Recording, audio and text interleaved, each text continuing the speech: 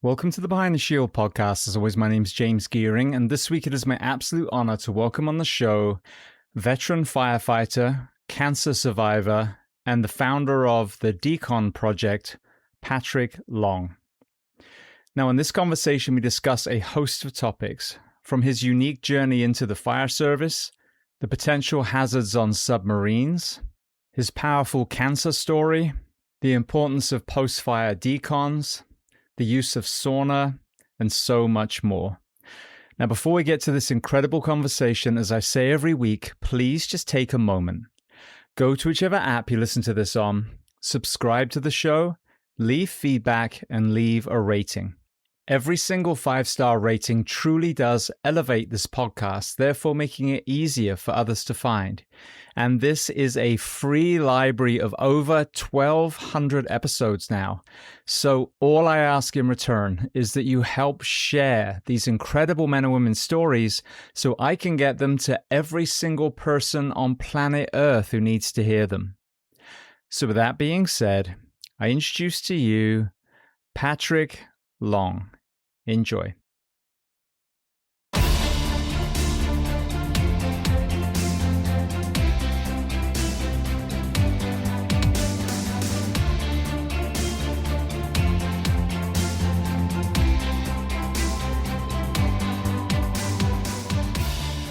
Well, Patrick, I want to start by saying thank you so much for taking the time and coming on the Behind the Shield podcast today. Hey, thank you so much, James. I am beyond excited and really thankful for this opportunity. And I'm looking forward to having a great conversation and getting to know each other a little bit more and sharing some things that I'm working on and what I feel God's kind of blessed me with and pointing me to. So really excited. Thank you. Likewise. So very first question, where on planet Earth are we finding you today? Hey man, I am in Waverly, Georgia. It is definitely just a dot on the map. There is not much here, and I would say for those of us that live here, that's exactly how we like it.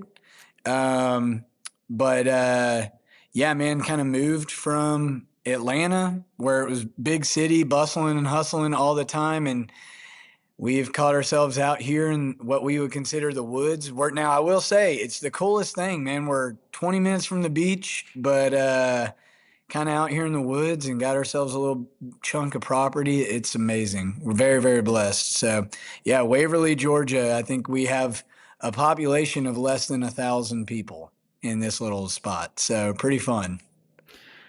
We just had that massive weather, cold ice storm move through the States. We got pretty cold down here. We got in the low 20s, nothing crazy. I think some parts of our county got a little bit of snow. What did you experience up there? Yeah, same, man. Super cold, super windy. We did have flurries, and that was really cool because we don't expect to see that very much around here. Probably much like you. But yeah, it was... I tell everybody, all my buddies that are like from up north and stuff like that, we have I feel like it's just a different form of cold when you're kind of on the coast or in the southeast. It's like the humidity hits with the cold weather and almost like we're not used to it. So it hits us twice as hard. But it was the wind for me. Like, I mean, my face got chapped. I was on shift. My face got chapped. My lips got chapped. All that stuff. But I did see videos of guys like fighting fire and stuff in like foot to a couple feet of snow. And I'm like, at least I can't complain about anything. At least we didn't have that. So very thankful.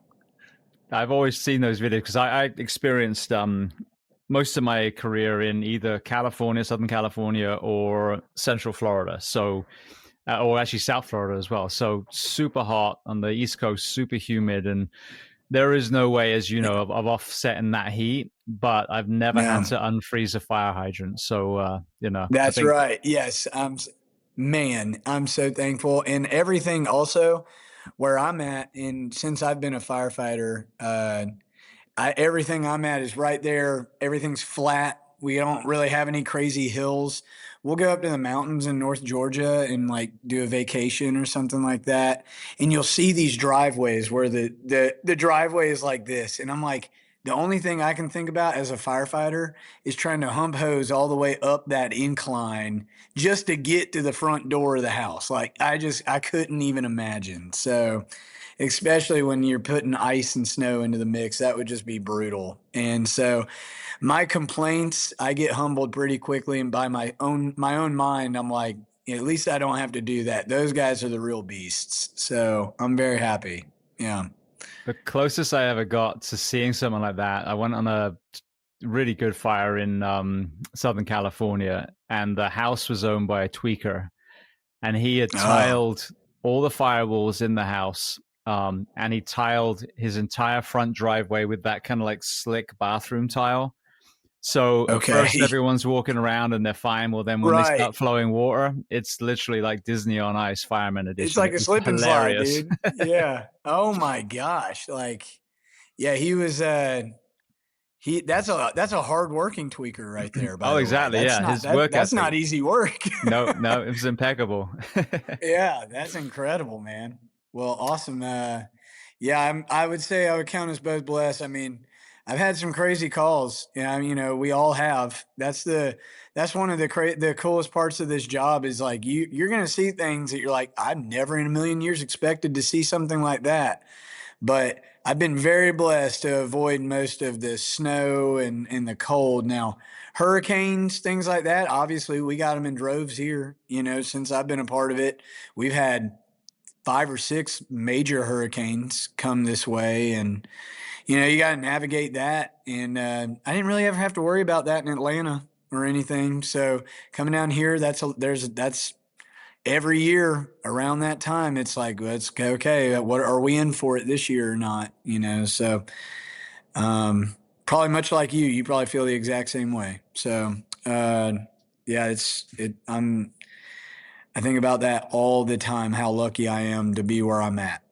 So, What are some of the calls, if any, spring to your mind that actually correlate with the I never thought I'd ever see that in my lifetime kind of call?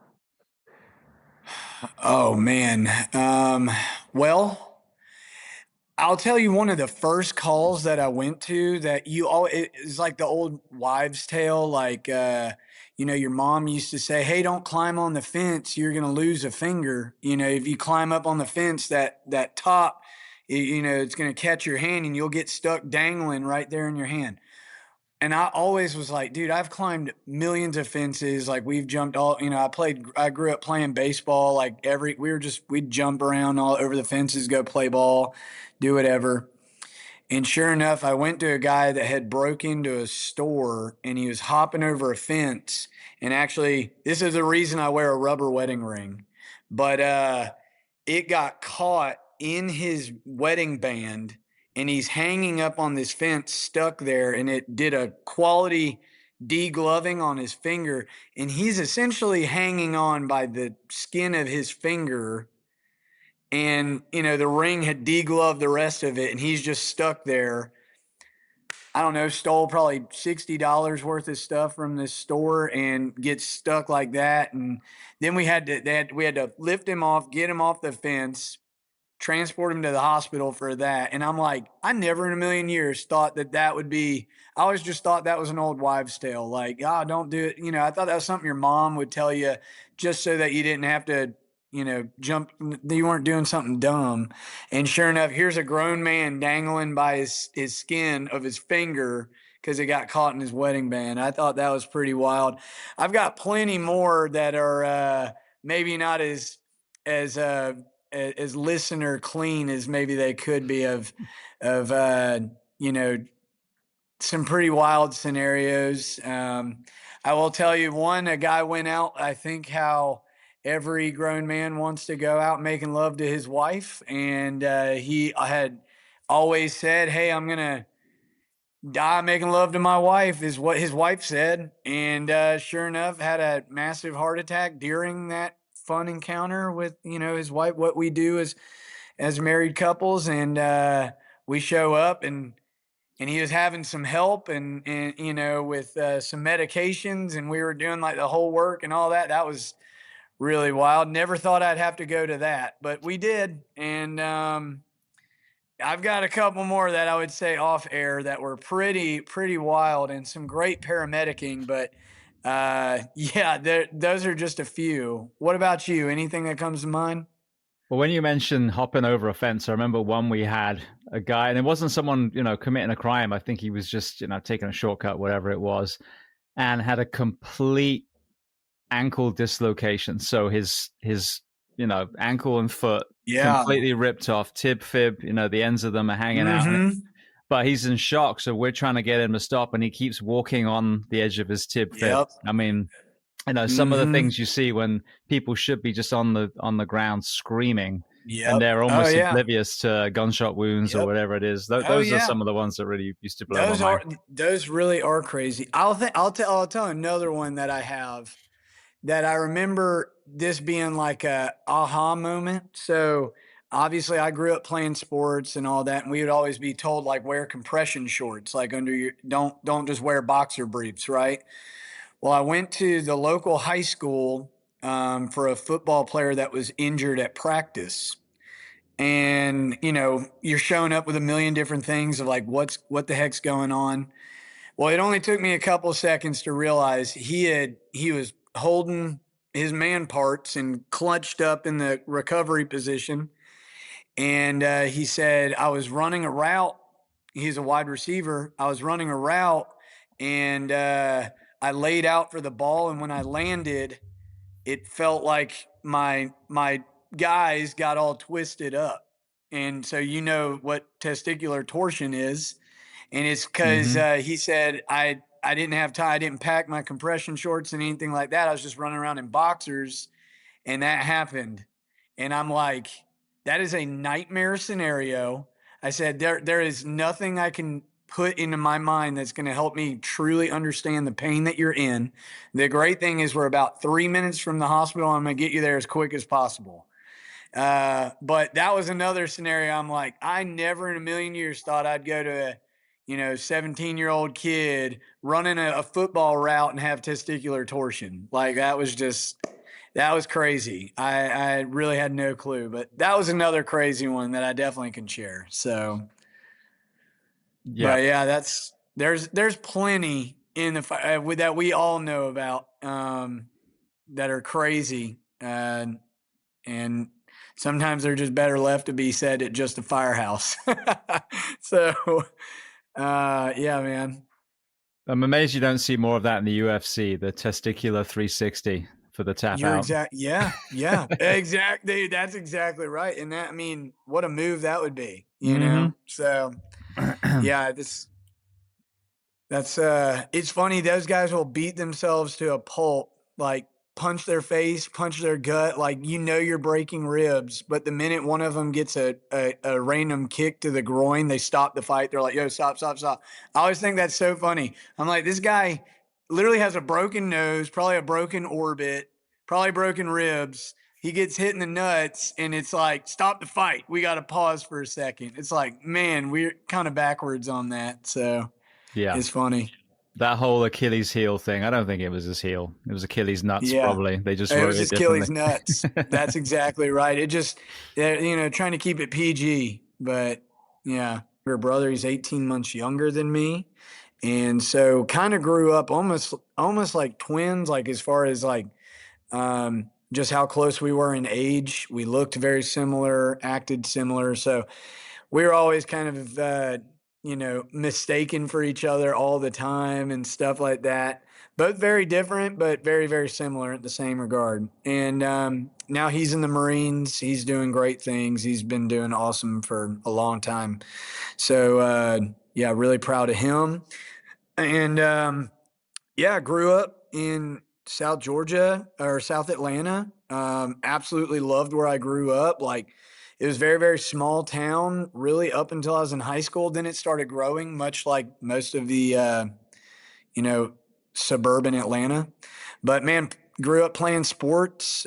Baseball was definitely my like sport of choice, but I played some football. I swam all through high school. Man, did it all. Like we were really, really involved in all sports, but baseball was kind of what I loved and felt a huge passion for very, very early on. and was super blessed. It gave me an opportunity to get a scholarship to go play in college, and played baseball at Jacksonville University for 2 years in Jacksonville, Florida. And it's kind of how I became familiar with the area that we live in now. Is I had some friends kind of live up here in this area, and I'd go and visit them from time to time, and go and stop by for like a day vacation or two, and that was really fun.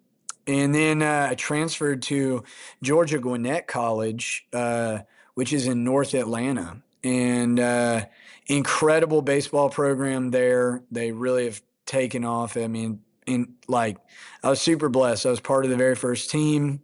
I will go down in history as the very first person to strike out as a Georgia Gwinnett Grizzly. So I'll wear that. And yeah, it was a lot of fun. Great time. That's where I met my wife. So we've known each other for a long time now. I've been married for, shoot, 10 years and together for 12. So just super happy with that. This will be our 10th year in November. And she still likes me, like, so I'm really happy. And yeah, I've been in the fire service. Really, this is my 10th year in the fire service, and so freaking cool. You know how as well as I do, like it really does blow by. I mean, the first couple of years, you are just like, I'm a new guy, and you're just trying to play catch up all the time and not mess up. And then all of a sudden you're in one day, it seems like they hire a bunch of new guys, and now somehow you're a senior guy and you're supposed to be coaching them and helping them. And I love that dynamic. And I would say that my childhood, they did a great job. My parents did a great job of teaching me. Being part of a team is something I knew very early on. I wanted to be a teammate. I really enjoyed being part of a team. I didn't gravitate towards the individual sports and things like that. I really loved uh, being on a team. And when I got done with ball in college, there was about 6 months where I had a business degree. I've got a business degree and minor in marketing, and I was like, man, I'm going to go out and use this. And I didn't know exactly what to do. I got into logistics, and thought I would try that out. And man, knew very quickly, I was like, this is not what I'm called to do. Like, it is me sitting on a phone or behind a computer, cold calling, reaching out, doing whatever. And then the next day, it's kind of like the same thing. And there's not really much of a teamwork thing. It's about what I'm bringing to the table. I missed that. And so I knew very early on, I was like, I'm either probably going to look into the military, or I'm going to look into the fire service, which is something I had always prayed over and thought, man, that'd be really, really cool. And so kind of in one fair swoop, I started applying to different military branches, and took the ASVAB, did all that.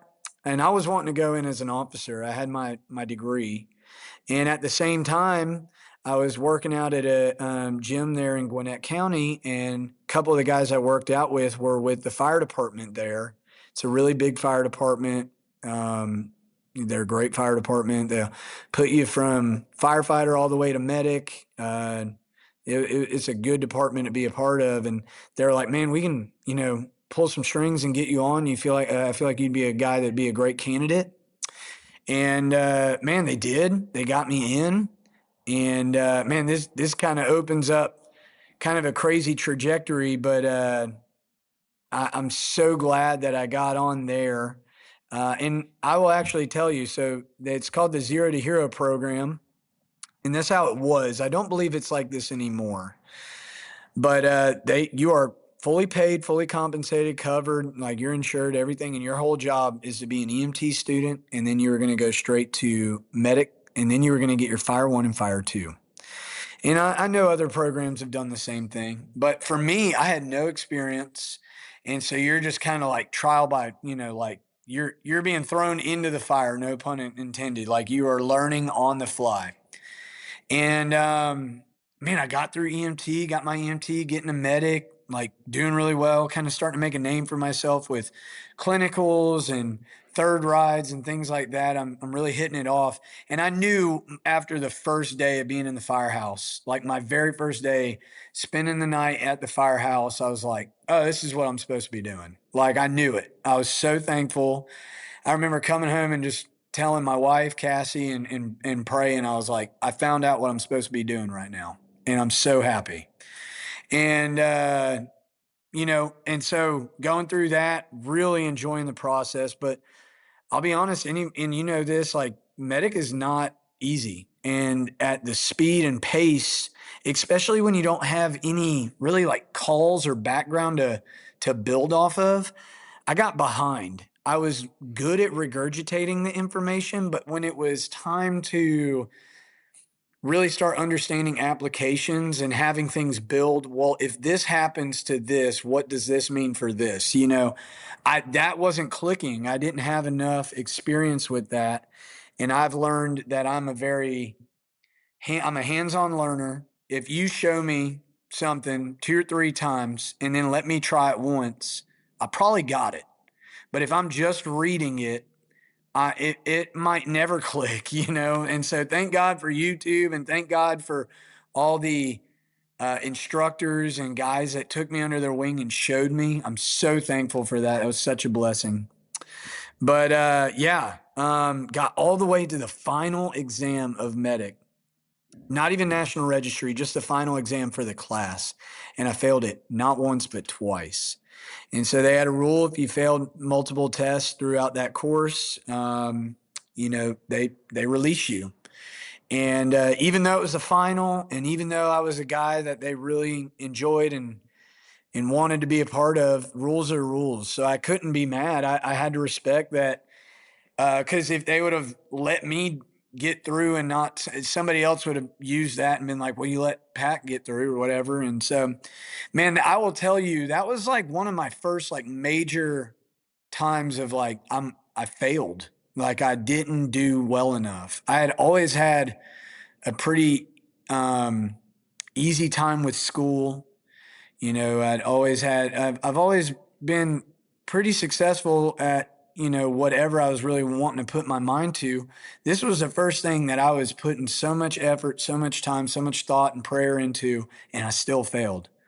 And I didn't know what the heck to do after. And I'll be honest, I was freaking out. I'm like, is this what I'm supposed to do? Like I thought this was it. And man, I just started applying to other places around the area, around Atlanta, which we're very blessed. There's like hundreds of departments to apply to. In the meantime, I got hired on by a little private EMS company, and no bash to private EMS, because there's different shaped sizes and departments for that. But the one that I did was mostly just 1013 transports. So you're not really doing much for the patient. Half the time they were asleep, they were pumped full of Haldol or something. But man, it didn't scratch the itch that I was wanting. But I was like, I just got to keep doing this, and an opportunity will open up. And long story short, a friend of a friend had a buddy down here at Glenn County Fire Department, where I now, like right here where we live. And he said, hey, they're a busy department. They get after it. But one of the things that he knew I was looking for is they'll put you through medic class. And I really wanted that. I wanted another shot at it. I had kind of taken the punch in the chin, question, am I supposed to be doing that, all that. And then I realized like, no, I want another go at this thing. And so man, while we're finding out that my wife and I are expecting, we just pack up, leave everything that we know, come down to a town that we didn't know anything about, didn't know a soul, and start up with a fire department. Was making laughable how little we were getting paid at that, an hour to start, just as an EMT and first responder. But man, they put me through fire school. They put me through advanced EMT and then into my medic. And I'm so thankful for it. I was there for almost 6 years. It was like 5 years and 11 months. Great experience, a lot of calls, a lot of crazy stuff happen, and that I got to be an opportunity to do. And I tell everybody, I really love being a medic, but down here, I loved being on the ambulance the most because we got to have nozzle on structure fires. That was one of the perks of being on the ambulance here at down here. And so they would try and take me off the ambulance, and I would just be like, heck no, man, let's keep going. Or I'm gonna get this next cert because I loved the patient care aspect. I love being a patient advocate. And then I also loved having nozzle on a fire. And then even the best part is I loved once the fire was out, me looking at my officer and be like, hey, we got to go back into service, And so I didn't have to roll up any hose, nothing. As it's not the greatest thing to do, but we've all done that. We've all played that card. So, we got to have our fun and then dip out. So that was really fun. And then about almost 4 years ago, I had an opportunity to get on here where I'm currently at with Naval Submarine Base Kings Bay here in Kings Bay, Georgia. We're a federal fire department, and it is so different, but still the same, man. Every fire department's got 99% the same qualities. It's just, we have different training, and honestly, there's nothing on this world that's going to prepare you for training on a submarine. It is unlike anything I've ever seen or done. And just like we were talking about earlier, never in a million years did I think some kid from South Atlanta would be, doing training on a submarine. Never, ever. And so for that, I'm every time we step foot on one of those, I'm kind of starstruck. I'm impressed. How big they are, how powerful our Navy is. Really, really cool. And most importantly, I'm just praying the whole time that nothing ever happens, because this is going to be one heck of a mess if something pops off on one of these things. So that's kind of where I'm at now. And that kind of adds up my whole 10, almost 11 years now of fire EMS. And it has been an absolute blast. I love it. I will tell you from a guy that has talked about mental health and stuff like that, I've had months where I'm just questioning, am I supposed to still be doing this? Or, you get in that rut and maybe you're starting to feel burnout because, I got my medic like 6 months before COVID really popped off. And COVID was really hard on everybody, obviously. I mean, but for first responders, that was a battle I had never expected to face ever. And we were just so inundated with calls. So it felt like we were literally like alone trying to like figure out each step all the time. Like everybody's trying to figure this stuff out, and we're still expected to go to work. And everything did was, instead of running 10 calls on a shift, you run 15 to 16 and you're just gassed, and people are quitting or people are getting sick. And so you're getting forced overtime all the time. And it was really, really hard. And it played a lot of mind games with you. And so that was a really interesting time, a really hard time. But I look back and I'm like, I'm so glad that I grinded through some of those really difficult challenges, because man, I really love where I'm at now. And I believe that that's kind of, it is normal to anybody that is struggling with, having a tough month or a tough couple of shifts. Just know you're not alone. That you're not the only person that's sitting there at 3 a.m. coming back from a stubbed toe, wondering if you made the right choice. It is okay.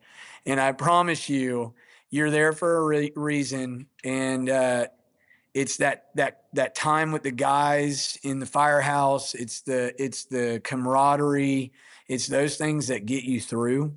And I will tell you, the brotherhood For me personally, the what I've got to witness this last year in my career and in my personal life of the and brotherhood surrounding me and my family and carrying me through a really difficult time.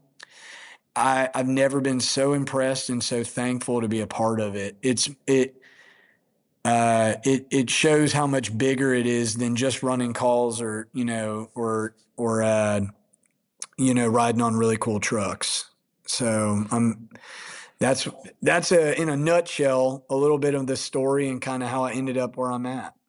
So You mentioned about failing out of medic school the first time, and I think mhm. that's a great reflection of where we used to be, where we should be, which is minimum standards, and in a Yep. profession where we're truly making life-saving interventions, whether it's a Oh crike, my whether it's gosh. pushing certain Yes. meds, the bar shouldn't be lowered. Um, Yep. you talked also about all the places around Atlanta, were hiring, but you're still, trying to figure out where you're going to go, and you end up obviously on coastal Georgia. In 10 short years ago, how competitive was it to get hired in the fire service in Georgia? Oh man, it was things were very competitive. My class at Gwinnett, they had multiple classes each year, recruit classes of 50 to 60 students, and maybe 10 of them at the end would be graduating and with everything. Like those are really crazy numbers. And it was like that at a bunch of different departments. The town that I grew up in, there were hiring days where the line was out the door, and interview days where the line was out the door. And unfortunately now, I mean, even with like Department of Defense and stuff with our pay and comparative schedules and whatever else, it's still extremely hard to get people to come in and sign up for it, especially younger people, you know. And that's, man, that it bums me out so much. And I hope that I hate that there's like that financial part of it, that we're so far behind financially, because this job pays you back so well with the brotherhood and with the camaraderie and all that. It really, in my opinion, is the greatest job on the planet because of the stuff that you get to do and the people that you get to build a life with. I mean, you really do have a second family. Um, but for young people, I'm not on here to bad talk like, oh, this generation is so weak or anything like that. I would say more or less it's the fire service in general has constantly raised its hand and taken on more stuff. My dad, way back in the day, was a volunteer firefighter in New York, and not in the city of New York, but in Poughkeepsie, Newburgh area is where he was. And he said they literally just would go to wrecks and in fires. That was it. You didn't have, but then what do we do? Most fire departments were like, hey, we'll take on EMS, we'll take on hazmat, we'll take on tech rescue, we'll take on all these things. We're constantly the ones that take on more and more. And we're the last ones to complain about anything. We'll complain to ourselves all the time. Firefighters will complain to other firefighters about everything. And heaven forbid my wife ever wrote a book about all my complaints. Um, but we don't complain to other people or outward or complain up that well, really, as a group. Firefighters don't complain to the right people well enough about certain things like pay, like healthcare, things like that. We're always just like, hey, we can take that on, we can shoulder that weight, and that's super respectful.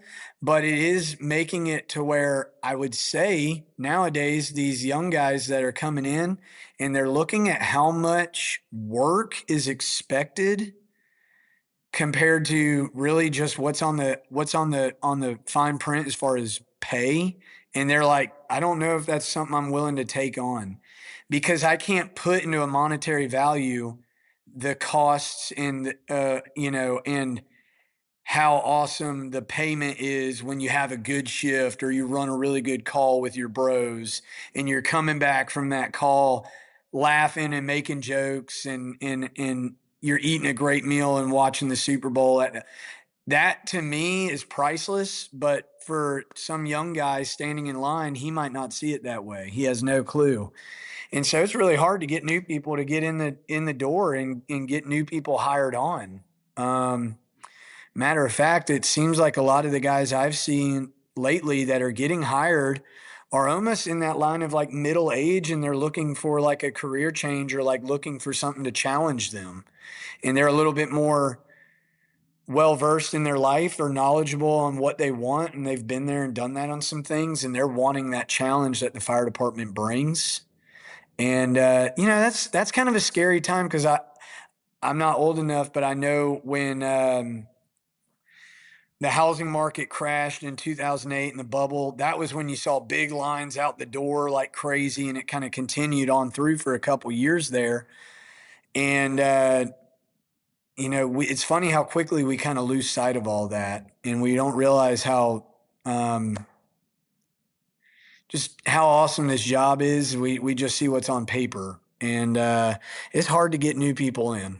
I know it's really long winded, but that's really what I got. So, do you feel kind of the same way from what you see and where y'all are at? Yeah, I mean, what I've seen is, I use this story a lot. When I competed for one of only 15 positions in my class in California, at Mm-hmm. the written test, there were 1,000 candidates. And they Wow. were, resumes. Yeah. They had previous Yeah. experience. They had all their certs. They were wildland. They were ambulance operators. I mean, Yep. super, super competitive. And this is what I hold as a benchmark, because that was, God, what was it now? Literally 20 years ago, 20, 21 years ago. Yeah. And so all the way through to about 10 years ago, most of us will still report it was very competitive. But what I have seen is there are elements that are broken as far as the way firefighters are worked, not the job. I Mm-hmm. love the Yeah. job, which is why 7 years out of uniform, I'm still fighting for people in the job. But you cannot work people more and more and more and more Yeah. without a collapse, whether it's a collapse of the Yep. profession, the individuals, their mental health, their marriage, their relationship with the kids. It takes a toll. And so what Mm-hmm. I've shifted my mindset now is to, well, let's talk about performance. If we want the paramedic, the firefighter to operate at the highest level, so God forbid they get the Parkland shooting, the Grenfell Yeah. fire, whatever it Yeah. is, that is when you need these people to be at their absolute best. And the Oh way that yeah. we work our firefighters could not be more opposite of that. Mm-hmm. They are exhausted, they are beat down, they're riddled with injuries, they're worrying about their Yep. marriage or all the things. So I think that these young people are coming into this profession in this super internet age where there's just you can learn anything about anything. And now when you look Mm-hmm. up, is it healthy to be a firefighter? Google will tell Yeah. you, well, Yeah. actually, no, it's fucking awful when they look Yeah. at the physical and mental health. These young Mm-hmm. people, they're tuned into their physical health, they're tuned into their mental health. The ones that really want to do what we do, and then they value their relationships and their time with Yep. their loved ones. So they're looking at, like you said, on paper, they're not looking at the profession, they're looking at the working conditions, and they're Yep. going, I really want to serve, I really want to work with my hands, I'm going to go be a welder. Because this fire thing, obviously they don't take care of their people. So Yep. all we need to do is change their working conditions, and I guarantee Mm-hmm. you'll have lines out the door again. And we're seeing it in Florida that have gone to this 42-hour work week. But Yes, in the you're exactly right. The schedule changes that we're seeing is we're so far behind. That should have been like done, and that was common knowledge a decade ago of how toxic. I mean, I think you and I talked about it on the phone. Um, Shift work is now known as a carcinogen. Like it's deemed a carcinogen, right? And that's insane because that's all we are. I mean, I've had shifts where I don't run my first call until 8 p.m. and then we don't see the firehouse until 8 a.m. the next morning when we're at shift change, and I've had mandos or forced overtime where in the entire 48 hours, mind you, I'm a medic. I've got people's lives in my hand. If I am not pushing the right medication, I can literally kill somebody. And and I'm running on 45 minutes to an hour of sleep in that 48 hours. And that is so harsh and such a horrible feeling to be in. And I mean, I think about it, me and my buddy, man, we joke about this often. We had a couple ambulances here in town that really ran a lot. And there were so many days where I would get home, I'd pull into my driveway and I don't remember turning on my truck. I don't remember stopping at a single red light or stoplight or stop sign. I don't remember like putting on my blinker, anything. And I'm like, how did I get home? Like, I really don't remember that. That's how like delirious and exhausted I was.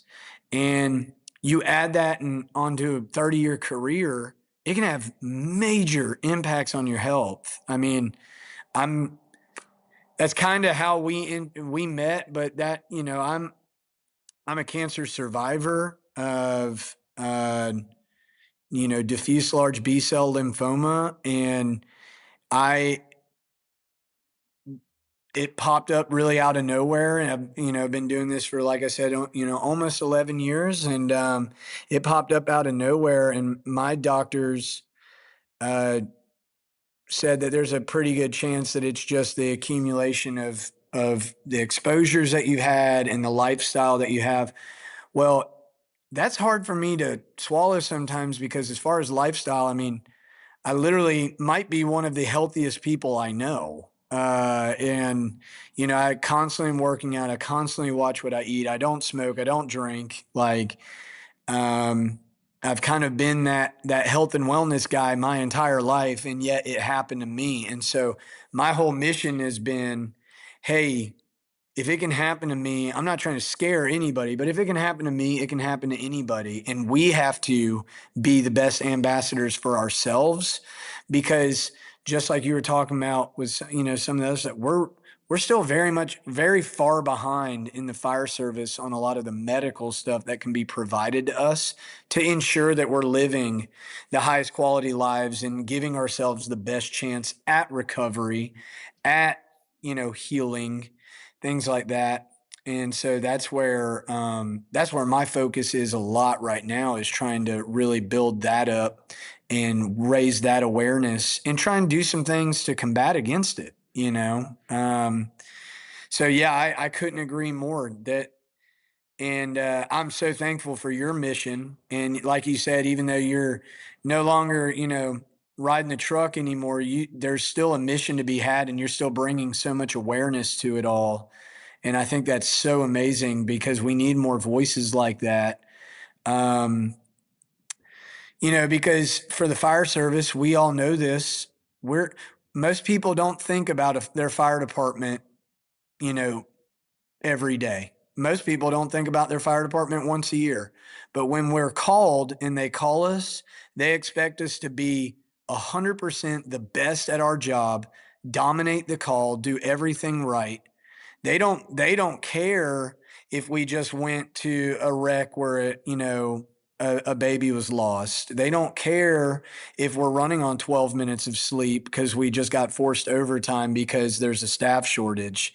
They don't care that we're on the other side of our zone wrapping up from a structure fire call and we got towed, and they're wondering is, why did it take so long? Why are you not giving my grandma the best service and the kindest service possible? That's the hardest part of the job, is that we might be so exhausted, but the minute we get into the door of whatever home that we access, when they're calling us, we have to bring our A game and turn on. And a lot of times we got to fake it. We got to kind of fake it through and fake it till we make it kind of thing. I mean, there's been so many times that I'm like, this is not an emergency, but if I act like that to that patient, I'm not really, they're not looking at Pat Long. They're looking at whatever fire department I have on my uniform. I'm a representation of that fire department. And that's really, really a tough thing to do, especially when you're exhausted, especially when it's toe pain at 3 a.m. and they want to go get an x-ray. And you're like, this is the most ridiculous thing ever. Those are the ones that can eat at you a little bit, but you just got to stay focused. And yeah, it's crazy times, and kind of bringing up COVID really showed a lot of faults in the system. We realized really quickly that we didn't have enough medics on shift. We realized very quickly that we didn't have enough ambulances. We realized very quickly that the minute that we start getting over, as a department with, a mid-sized department, over 80 calls across the department a shift, we are completely inundated. Now we're asking for, mutual aid from different places, and it never has time to correct itself. That entire shift, it is just anarchy. Like, you're just trying to figure out, well, who's what. And we also learned a lot in the healthcare system. I mean, I can speak for the hospital that we had. They did their absolute best, and God bless the nurses that had to be put in that scenario. But they were just putting a medical, like a bed in the middle of the hallway, and just that was a room, and you would have like just this little sheet of paper on the wall saying, "Oh, this is a room," and all that. And you know what it did? You watched the level of care across the board go down drastically, because it was about numbers. It wasn't about level of care. And as a medic, I hated that. I remember so many times them telling me, hey, if it's not this, or this, you got to take them to triage. You got to take them up to the front lobby, and they're just going to have to wait. And I'm like, man, and this only a couple months ago, this was like this was a call that would have gotten an emergency room bed pretty quickly. And that really plays some games with your mind. And the mental part of it all was really taxing, really daunting. Each day, you just really didn't understand fully what you were going to get into. You just knew you were going to get slammed, and you probably weren't going to sleep much. And that's some tough days to go in there and do that. So now I sleep a lot better being DOD. We got it pretty good. We still have our nights. We still have our crazy calls, but it's a little bit fewer and farther between. So Using COVID as an analogy, I think it really is a great comparison for the fire service at the moment, because if you just treat it reactively, which is exactly what happened with COVID, you go, oh no, there's a virus. Everyone hide in your house and wear a mask, and the virus can't get past 6 feet, so 6 feet 1 inch is going to die. So you're fine at 6 feet apart. All this right, ridiculousness that we were told. yeah, And in the meantime, if you look at everything that people were told, as far as what to do while we were enduring this pandemic, it was that don't see friends and family, stay in the house. So don't get, yep, any sunshine or exercise or nature, get fast food and alcohol delivered to your house, binge watch The Tiger King. Like, you couldn't have made it yes, to make that's people Tiger more King. vulnerable to a Yeah, virus than exactly what they were told. What should have been, educated is, all right, there is one truth. The healthier we can make the population, the higher chance there is that's of right. them suffering from the Mhm. virus or succumbing to the virus. So in the Yep. meantime, let's, encourage people to be, in outdoor spaces, not licking each other's faces, but on the beach, in the park, whatever it is, Yeah. exercise at home or in the backyard, or, let's focus on getting the healthy food, bolstered, subsidized. And in the meantime, let's talk about putting PE back in schools and pedestrianizing downtowns and creating cycle paths. And so that Yeah. the the takeaway is, well, we need to get the American people healthier. And none of that came Mhm. out of it. The only Yep. conversation about weight loss has been the GLP-1, which is just making drug companies even more money. And the Oh, moment you yeah. come off it, you're 10 Yep. times more likely to gain weight. Yeah. But Right. now insert the fire service. You have this, spiraling, nosediving profession. And so they're like, well, Mhm. let's go into a high school and just get all the kids that want to be firefighters, and we'll train them and we'll do all this. Rather than, let's look at the thing that's broken, which is the way that we're working. Let's invest in Yep. an extra shift. So now, because I think you work 48/48s, don't you? I So, do. Yep. so our federal firefighters, we need to go from 2 shifts to 4 shifts. because it doesn't matter whether Mm-hmm. you're running your ass off or not. You are still away from your family for X amount of time, and Oh you're yeah. expected to, at Yeah. the drop of the Mm-hmm. hat, to respond to whatever emergency. Invest in the Yep. front end, forge performance like we do in special operations, special forces, ocean lifeguard, your favorite professional athlete. None of those people are Yeah. not sleeping every, 4 days a week. And now all of a sudden, you have now proactively saved so much money because you're not having to recruit twice a Yeah. year to fill Oh yeah. seats that people are just going to leave. So those two, I think, are very good kind of parallels. We should be a healthier nation after COVID, but we're not because we didn't No, we're have the not. We humility didn't to learn learn. any. We No. didn't learn anything. So We the didn't fire learn. service is the same. Yeah. Yep. And you hit on so many great points. I'll piggyback on another one. Is man, I I I wish that fire departments would almost treat one of their firefighters getting sick with so much sense of like fear because of how much it cost. I've got no problem saying man, so blessed. My cancer actually got covered by workers' comp. It took a while for everything to go through, but it did. They looked at I'm 33 and I got diagnosed with a cancer that's most commonly found in 65 to 75-year-olds. So they thought that was really strange. And then obviously I've been doing it for 10 years. They were like the exposures, things like that probably did not help, right?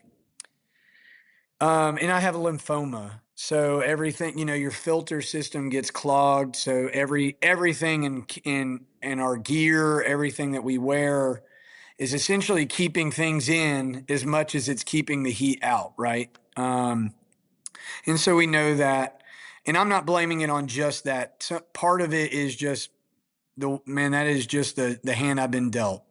Um, but I was super blessed, but my treatments cost over $1.6 million, right? And that's just one firefighter going through cancer. There are departments out there that've got 5, 6 firefighters going through cancer. Well, we already are extremely low funded. We're already extremely short staffed.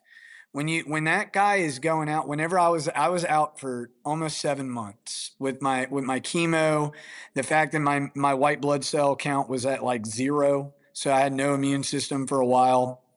So I had to like gradually get myself up before I was allowed to come back to work or approved to come back to work. And in that time, my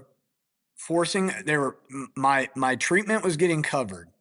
My shift, every time my shift came up, somebody got overtime or forced overtime. That cost more money. The financial of a sick firefighter is just can wreck a department that's barely scraping by financially. And so getting into some of the things that like we're working on with the Decon Project, that we put together, we're a nonprofit. Check us out, the deconproject.com. We got a really cool thing, but we were like, I kind of started digging around at some things that I was like, what are some simple things that we can do that have been we're way behind. And actually, you talked about your time out in California, but I talked to quite a few guys out in the West Coast. A couple of these guys were Colorado, a couple other bigger departments around there. And they had been getting scans for the last 10 years. They'll get some kind of scan to actually, the whole department will go through and get a whole ultrasound or maybe an MRI of some type and actually get a picture of what's going on, not just a set of vitals and an eye check, like is what we get. And like I said, I've been doing this for almost 11 years. I had never had a scan. My first ever scan that I had showed me I had over 100 tumors throughout my body. And I had no clue. The day that I got my ultrasound back, I did right here in town. We have a really big bridge, the Sydney Lanier Bridge, and I did a big 10K. I do it every single year, and I actually PR'd my 10K time. I was super pumped, having no clue that I was riddled with tumors. The only thing I knew is I had a small bump on my neck right here under my left ear, and I felt fine. I didn't really have anything going on that I could, justify as like, oh, this is bad. I'm sick. Like I was hunky dory. And, yeah, sure enough, found out I was riddled with 100 tumors and is fast growing. And I wasn't given great odds of what the next 6 months would look like, to be honest. But, man, got through it and, man, started praying and talking to some of the other guys. And like I said, talking to some of those guys out in the West Coast, and they're like, man, we've been getting scans forever. Like, they even asked, like, how did they not see this in your scans? I was like, bro, we don't get scans through our fire department. This is my third fire department I've been a part of. I've never had a scan ever done, like not once. We'll do a basic lab panel. I've had a couple echo like little stress tests, things like that. And that's really been about it. It's very minor, and that's even if we get some of those. So already finding out we're so far behind even other places here in the US as far as what we do in some of the levels that we get. But then, so we want to bring that to every department that we go to. We want to come to a department. We want to bring a sauna for each fire station. We want to, we teamed up with an awesome supplement company that's going to give some hydration and a sleep aid. It's not melatonin. It's just, it's GABA. It's awesome stuff. Take it. It just helps you relax. A little bit of theanine. Incredible. We teamed up with Fire Wipes, which is the rapid decon wipes. You get done with a fire, you wipe down, get all the hot spots that you can get, boom, like around your neck, wrists, armpits, wherever you can kind of wipe down, just to get the quick stuff off. We teamed up with Flame Decon body soap and shampoo. It's packed with activated charcoal. It's actually helping pull out a lot of those toxins out and actually clean yourself. Because I will say, if the next time you go to a fire, your captain says, hey, you got 10 minutes to go decon or whatever, and you shower with Old Spice, you're probably not doing anything good for yourself. I'm just saying. It's common knowledge that Old Spice has more toxins than most of the fires that we're going to. It smells good, but it's not good for you. Choose a better soap. Look into Flame Decon. I'm not getting paid for that plug at all. That's just a company that we really believe in. And then, like I said, teaming up when getting scans, we're just going to do ultrasounds and cardiac, little, Doppler. And it's huge, man. Like that's something that we want to bring, because especially here in the Southeast, we're severely behind. We're still we're the last departments to hop on with some of these schedule changes. We're the last departments to really have any funding. I mean, if you look at the states as far as firefighter pay, a lot of the ones in the Southeast right here are amongst the lowest, right? And that takes a major hit on really everything. And so we saw such a need. I saw those numbers in my own life for my own department. And now prayers up. We've got another guy that's also going through cancer in my little department. Praying for him. He's dominating. He's doing great. But that's another guy that now that department's like, got to help budget for and accommodate and try and cover. You would think it would be one of the utmost priority is keeping us as healthy as possible, because we're really the investment for the fire department.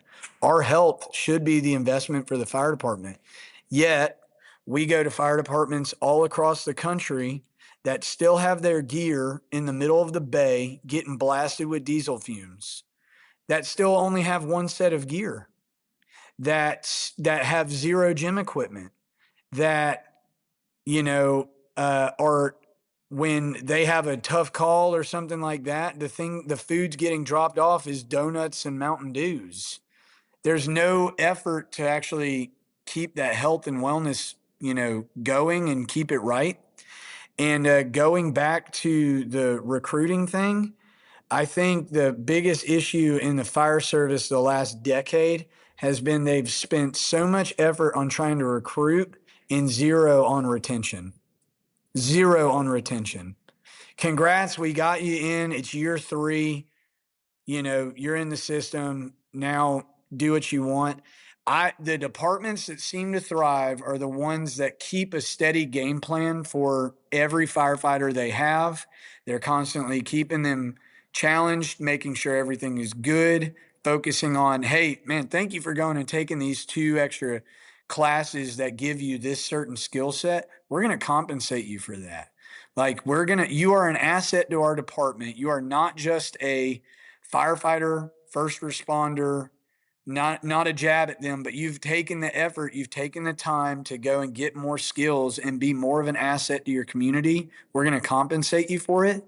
That to me is the biggest, I'm about to get on a soapbox, but that's the biggest downfall that I've seen in the fire service the last 10 years is you've got these guys that are so laser focused and want to be the best firefighters and paramedics they can be, and they're going to these classes and they're still getting paid and treated the exact same as the dude that is more worried about his lawn company on his days off than being a firefighter paramedic. Yeah. Tell me I'm wrong. That's it. We know the guys that sit there and they think about ways and go into courses to be the best medic and firefighter they can be. And then we think about guys that are like, if I can just get this job, if I can just mow 4 more lawns a week, I'm going to quit this job. Like, I don't, and I'm like, man, like, we need to be thinking about retention. We need to be thinking about awarding that guy who took the time out of his personal life to go and get this cert or get this course to be a better asset for the department. We need to compensate that. We need to pour into those guys. We need to build leaders. So many departments out there don't have anything to invest into the future leaders, right? If that guy's getting promoted or getting these classes, he's doing it completely on his own, like on his off time, downtime at night. I think the departments that seem to really be thriving are the ones that are like, hey man, we've got plans for you. Tell us, James, what are your plans? Where do you want to be in 5 years? How can we as a department help you get there? Right. And I wish they would do the same thing. Hey, what are some things that we could do to make y'all feel healthier? Can we invest in safer tones? I mean, our tones are still the really loud, like loud, like you wake up and you're in SVT tones. And I'm like, dude, it's 2026, like this is crazy. And, those are things that we can do that I would say are pretty simple fixes that we can do to help keep people healthier, keep people happier, to keep this profession that we love so much thriving, instead of in 20, 30 years, people wonder what the heck happened to the fire service as a whole, because I was reading an article, the volunteers are almost non-existent now. Across the board, it's harder and harder to get volunteers to do anything. And man, that's crazy, because you used to have dozens of dudes that were like, man, I got a full-time job, but I still volunteer because I love it, and I love helping and I love being, but that for some reason has gone away as well. That just hurts me. It hurts to see it. I think we can fix it. I think we just have to change our focus to be more on retention and what can we do to keep our guys healthier, and treat each firefighter as an investment.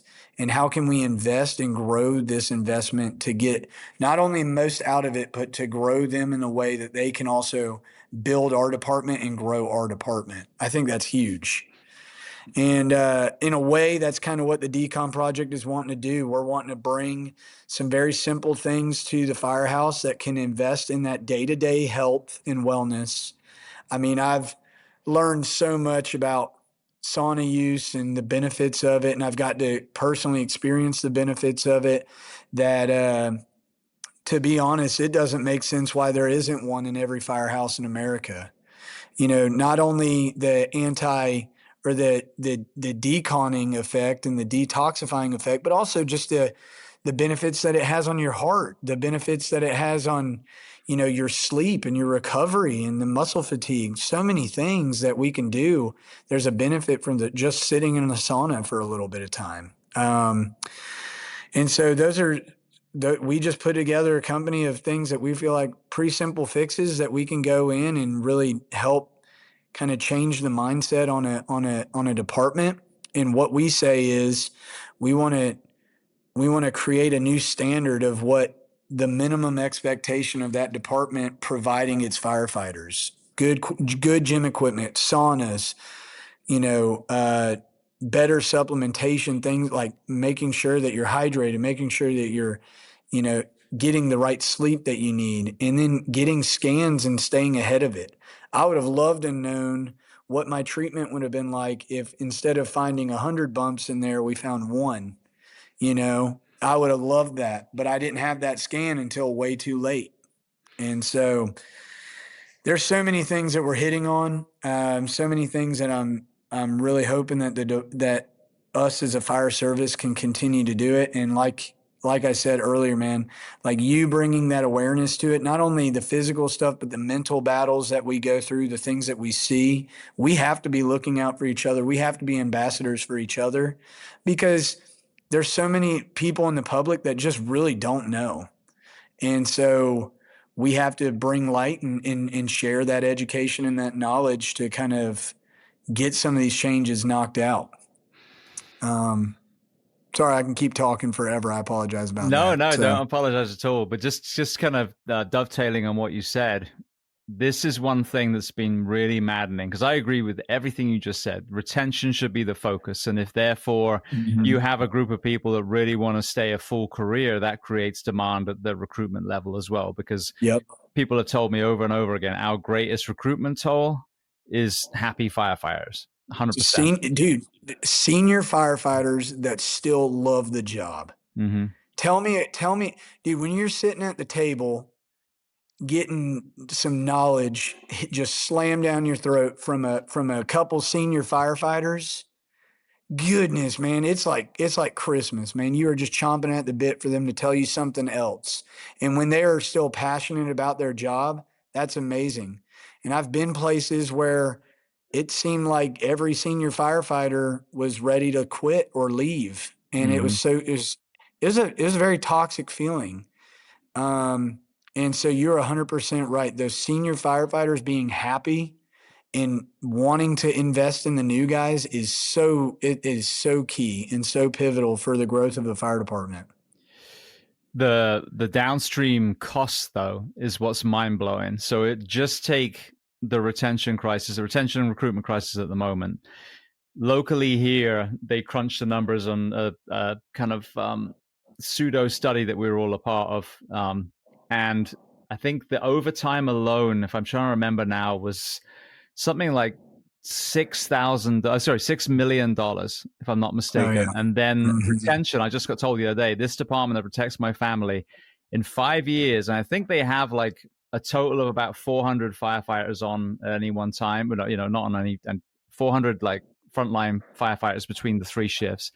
They have lost 500 firefighters in the last 5 years. I've seen it locally as well. I've seen it locally, and not just new guys, not just like 1 to 3 year guys. Like you got 10-year guys stepping away, And I'll say this, man, I'm not like bad talking anybody that steps away. You got to do what's best for your family. There's a lot of guys that get into this as young single dudes, and then as you start growing a family, just like we talked about, like you're spending a lot of time away from that family. My biggest priority in my life is being with my family. The only thing I'll say is so far, I feel like I've been able to manage the craziness of the fire schedule and being a very present husband and father. But I will be honest, and I'll put this out there to anybody. The minute that feels like I'm no longer able to achieve those goals and I'm not being the best husband and father I can be, and that's taking away, that'll be the time that I do step away. And I've seen a lot of guys do that. So I don't have any like anything negative to say about them. But I've also seen a lot of guys leave because they're just like, there's no fixing this. I'm stuck. I don't feel like I'm being treated like with any sense of respect. Maybe I don't have as much purpose as I feel like I have. And that's where we've really dropped the ball, in that said department. Is we should have been filling those guys up with like, hey man, you're doing great. This is a challenge I have for you. I think you could really thrive at doing this. Hey, let's go show these new guys exactly what we're supposed to be doing and kind of give those guys some of that leadership opportunity. I think they would have seen a lot of those guys stick around. So, yep, you're 100% right, man. That's super scary. That amount of loss in just one fire department in 5 years. I would say nationwide, it's probably looking somewhere similar as far as those numbers go. I remember counting it up in the last department I was at. We had it up on the board. We were counting all these names that we had, and it was just mind blowing how many people we had seen come and go in that short amount of time. Well, there's a price tag attached to each one of those as well. Not to mention, like you said, the breaking down of camaraderie, the loss of experience, but also like for every new person, this initially I was told it was 18, so roughly $20,000 per recruit that then walked out the front door. But someone told me recently it was more like 60 or 70 because you've also got to factor in all the time, the time and a half for the cadre that are teaching these people. And then the recruitment and all that. I mean, the equipment and everything else, paying into the pensions.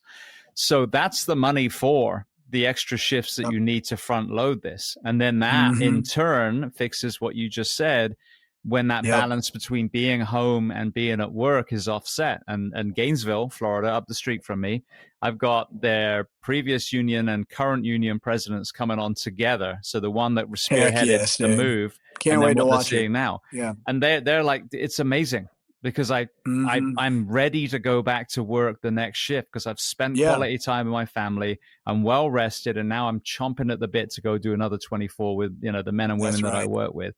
That's how it should be. It's not about not loving the job. Right. It's the opposite. If you love the job, you fight for conditions to be home for your family and then operate at the peak level for those 24 hours when you go back to the station.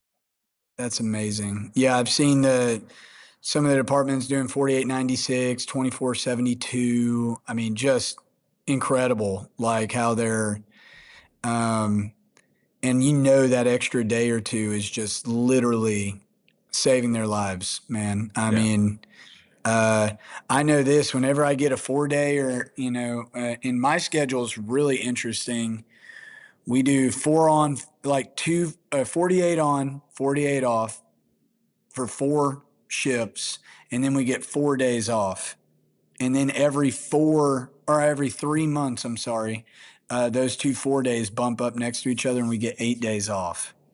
And, man, you get a 4-day and you feel so refreshed. You feel ready to like kind of go. So the fact that they get to feel like that every single shift I'm pretty envious of it. Like, that's pretty amazing. And hopefully we can get there someday. I know, not bad talking to Department of Defense, but we're typically the last to do anything like that. There's a lot more, pencil pushing that has to happen for us to get any of those things than some of the other places. But, I would say that across the board, that needs to be the new standard, is adding that extra shift to cover and give everybody an extra day.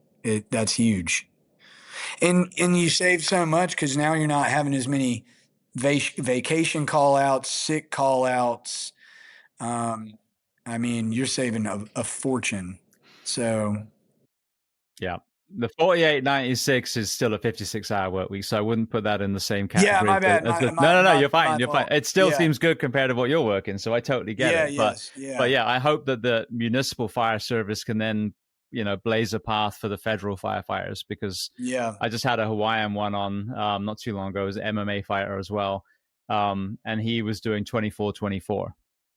Ongoing, like unending. Yeah. So, we need to fix it for everyone else. But like you said, Yeah, how do if you we do can, that? Like you're no. never not going home or driving to shift. Like it's insane. Well, So you think about it, you get off at 8 a.m. So you're never actually getting a day off because no. that Yeah, second day, midnight to 8 a.m., you're working. So that's right. you never get a day off. So yeah, there's Yeah. so much to fix. And I think sadly, focusing on the financial loss is really what's going to move some people. The health of Hmm. their people and the Yeah. performance should be enough. But if Yep. nothing else, for every cancer survivor that you have costs Yep. $1.2 million. Hopefully you'll be like, well, wait a second, shift work is a carcinogen.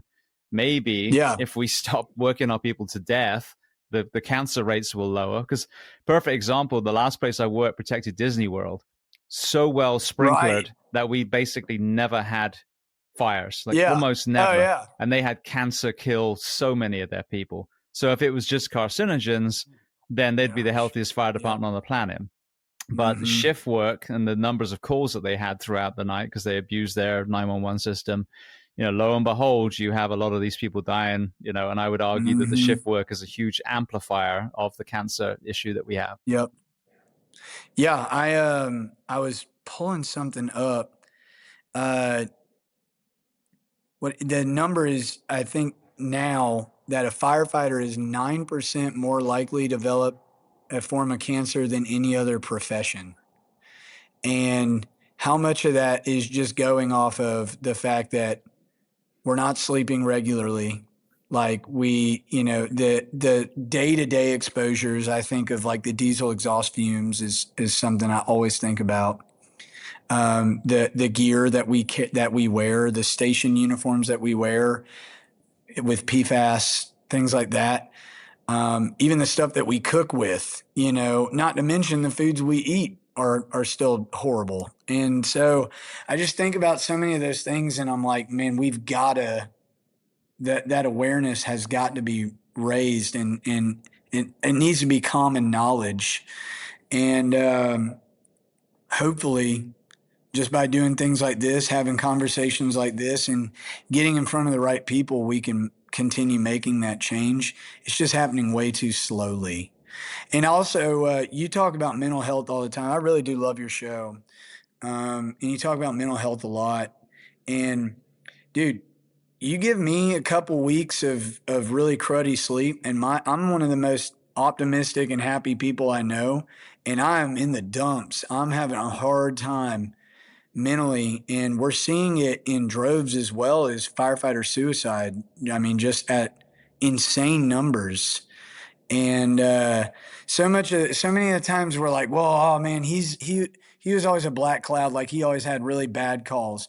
You know, that I'm not taking that away from anything, but how much of it was the fact that he was just absolutely beat down and exhausted, and his body was so inflamed and so fatigued that your mind really does start playing tricks on you in that point. And a rested body, a rested mind can really work and navigate and compensate incredibly well. But when we're sleeping terribly, and then in working way too much time, throughout the week, throughout the year, and it's taking a toll on everything else that we're doing, our family that we love, how we eat, how we do anything. No, yeah, it's going to take an absolute toll, and you're going to see the number of psychiatric, incidents go up, and suicide even go up. It's heartbreaking, and it needs to end. And hopefully, I can't wait to see some of the statistics that they see from from these schedule changes, and just in what in a year, how much they saved as far as vacation and sick time, how much they saved as far as, you know, how the firefighters give us a poll back of like how they felt going into each shift. How'd you feel leaving each shift? Did you feel like you got more from your workday? Because I know this, man, when we were working overtimes all the time, you got way a lot less done in your day. Like the station, you were, I mean, there were days where they're like, hey, I know everybody's like super tired and on their like fourth overtime in a row. We're running calls. Make sure your truck is checked off. and we'll do dinner at 6, and that was it. Like Yeah. everybody was just in their room sleeping, and that's no way to go about it, man. We want to show up feeling like we're ready to get after it, and but when you're grinding like that, it's terrible. So, yeah, man. I mean, golly, we just hit on so many things. But I really can't thank you enough for letting me share and have this conversation with you. And I think I think you're doing an incredible job of bringing some awareness to these things. You're very well knowledged in that. And like I said, with the Decon Project, we're so excited about some of the things that we're bringing in. We're starting right there in South Georgia, Southeast Georgia, and trying to kind of climb down into Northeast Florida. But the goal is to go as big as this thing will go.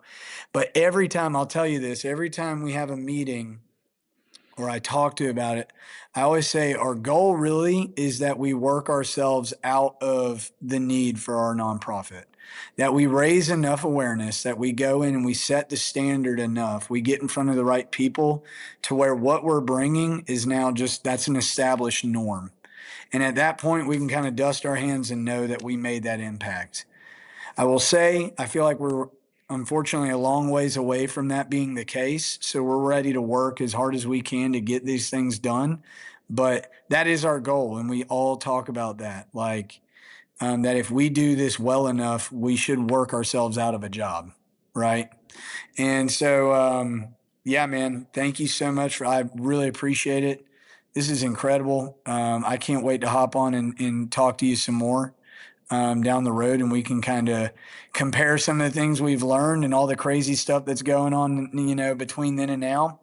And man, I'm very blessed, and I think it's been really cool that our paths have crossed this way. So thank you. Well, thank you. One thing before I let you go, then, if people Yeah, listening want to either be a recipient of the Decon Project or they want to help, they want to yeah. contribute, where are the best places to find you? Yeah, man. So we're super simple. Our website is thedeconproject.com, DECON, like short for decontaminate. I mean, you can go on there. You can see really simple website. It looks great, like super cool, but the donation page is right there. You can donate. Also, my information is all over there. Man, I'm on social media a lot. I do daily devotionals for firefighters.